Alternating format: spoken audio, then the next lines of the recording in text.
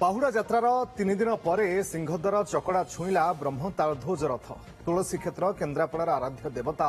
सिद्ध बलदेव जीवंकर ब्रह्म तालध्वज रथ घात प्रतिघात और विभ्राट भितर शेष सिंहद्वार चकड़े आज पहुंची माउसीमा मंदिर 300 मीटर रथ गड़ी चंदन पोखरी निकटने बाम मोड़ नहीं अटकी रही रथ रेलवे हाइड्रोलिक जैक साहाय्य रथर मोड़ परिवर्तन करा रथ टणा मझिरे ठाकुरंकर स्वतंत्र नीतिकांति सबू वर्षारे भिजी भिजी हजार हजार श्रद्धालु रथ उपरे विराजमान करथिबा चतुर्थ मूर्ति को दर्शन कर रथ टाणी नहीं आसंता काली ठाकुरं